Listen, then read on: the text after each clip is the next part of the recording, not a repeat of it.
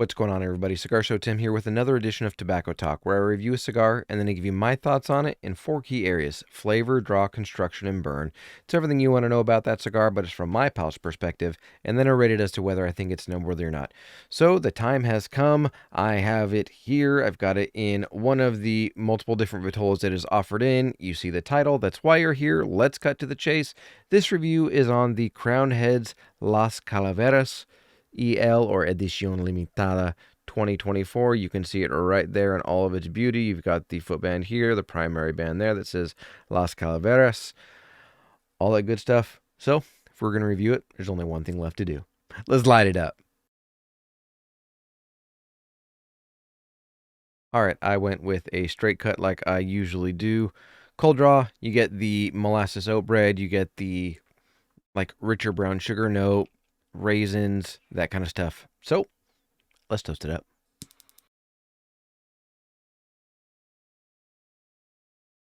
Okay, upon initial light up, right off the bat, some good earthiness. Definitely got some oaky woodiness in there. Very nice. Earthiness drops down quite a bit, actually, when the woodiness comes in. Some nice bitter chocolate is in there. And see if there's anything else in there. Just a hint of a pepper note coming in now on the back of the tongue, back of the palate right there. Yeah, just a hint of like a, I'm going to call it like a pretty strong white pepper, not quite to a black pepper yet. But yeah, very good. Woodiness, a little bit of earthiness, got that pepper note in there, and just a hint maybe of a bitter espresso, bitter coffee in there as well. So I'm going to jump into the first third. When I come back, I'll let you know what the blend is on this cigar, the different vitolas it is offered in, and of course, how it's treated me so far. All right, let me show you the burn here at the end of the first third.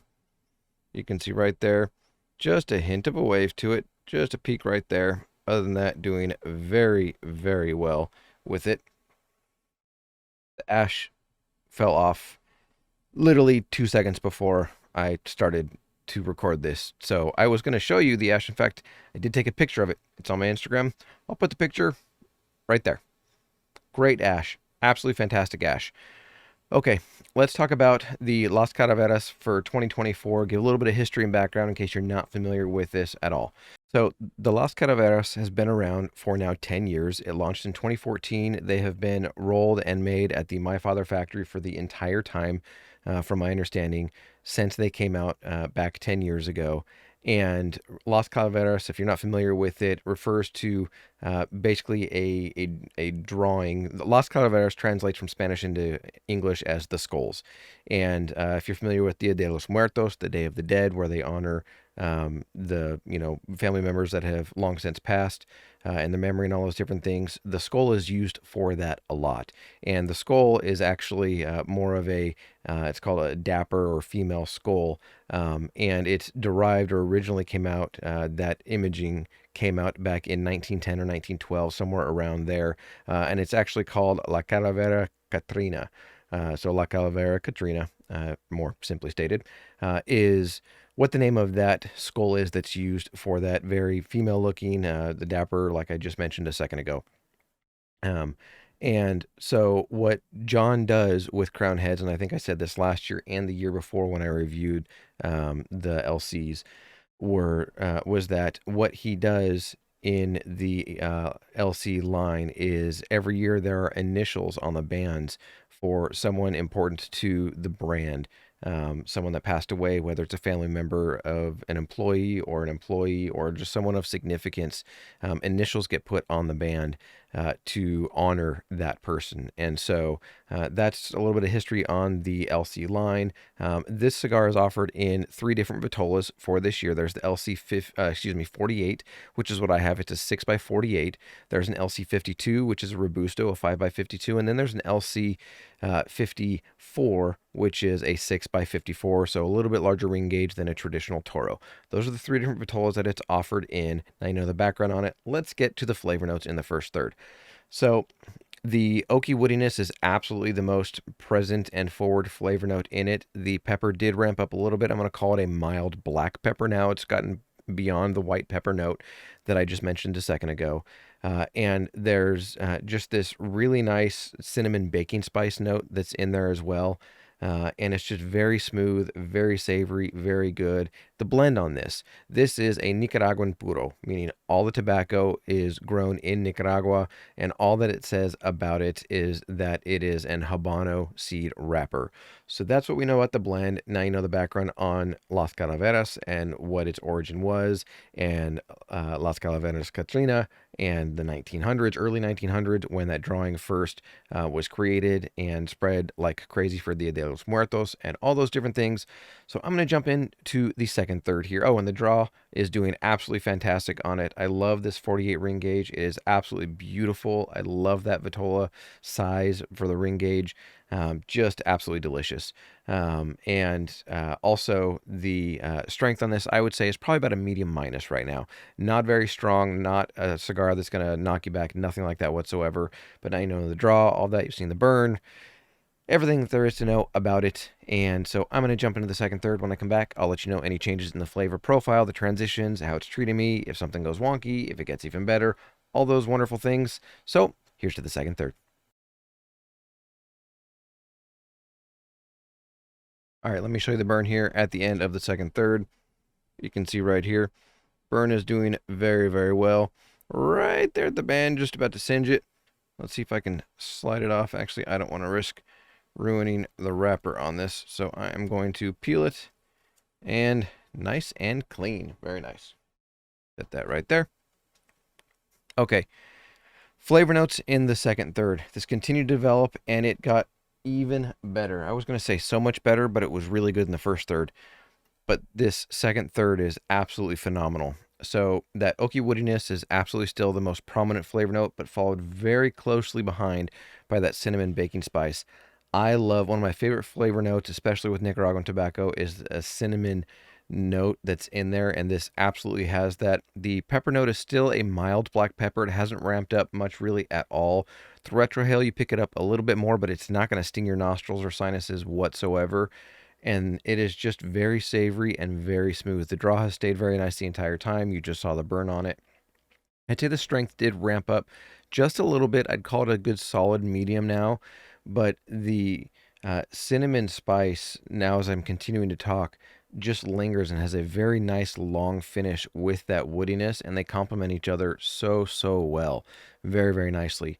So I mentioned a second ago that this is the 10th anniversary of the LC line, Las Calaveras line, and there is actually an unreleased version of the LC for this year, and it is going to be a 10-year anniversary, and so it's going to be Las Calaveras. I think it's Decimo Aniversario, meaning 10th anniversary. And so that is yet to be released and hasn't come out yet, but it is a little bit of a different blend in that one than this regular main Las Calaveras line for this year. Very solid so far in the second third. I'm absolutely loving this cigar. So I'm going to jump into the final third. When I come back, I'll let you know, of course, any flavor transitions, what's going on with it, burn, draw, all those different things, strength, and of course, I will let you know whether I think this is noteworthy or not. I'm really, really hoping that the cinnamon note stays in there. Time will tell, but here's to the final third. All right, let's wrap up this review. Let me show you the burn here as the cigar wraps up. Did get a little bit more wavy with the burn right there in that one spot, but it's pretty much straight everywhere else around it. So, doing well. Okay, flavor notes in this final third. The pepper did noticeably ramp up. Still not overpowering, not a pepper bomb by any means whatsoever, but the black pepper is very noticeable on my palate. A little bit more through the retrohale as well, but again, not an overpowering black pepper by any means whatsoever. The oaky woodiness is absolutely still there. That is still the most prominent flavor note in there. And then there is that cinnamon that follows up right behind. You could say that with the black pepper and the cinnamon note, there's a little bit of like a cinnamon red hot kind of note that's in there as well. Only because of the black pepper. If the pepper wasn't there, it would still be just the nice baking spice cinnamon note. Very, very good, very savory, and just very smooth. Full body flavor, richness, all of that. Very, very nice. So strength on this, I would say it ended at a good solid medium. Didn't develop any more in terms of strength, in my opinion, that it just stayed right there at a good solid medium, so not overpowering in strength by any means whatsoever. Very nice. The draw stayed solid the entire way through and has done very, very well. So overall, do I think this cigar is nub-worthy? Absolutely, this is a nub-worthy cigar. Of all of the Las Calaveras cigars that I've had over the last few years, I've gone all the way back to, I believe it's 22, and I believe I have a 2019 or 19 and a 20 still in my humidor. This probably is my favorite year. The 2024 is just so solid, so good. I've absolutely enjoyed it. If you're a huge Crown Heads fan, there's no reason why you won't fall in love with this LC for 2024 and absolutely love it. But if you've had it, put some comments down below. I'd love to know your take on it. Have you had it? What was your experience like? Are the flavor notes similar to what you picked up in it? Let me know your thoughts on it because I'm really curious because this has been around now for 10 years and I think I've had, I want to say, at least 4 years worth of them, so almost half of the years. And I have enjoyed every single one of them, some more than others, but this one for the 2024 year, I would say is my absolute favorite one so far. So that's it. That's going to do it for this review of the Crown Heads at Las Calaveras Edición Limitada for 2024.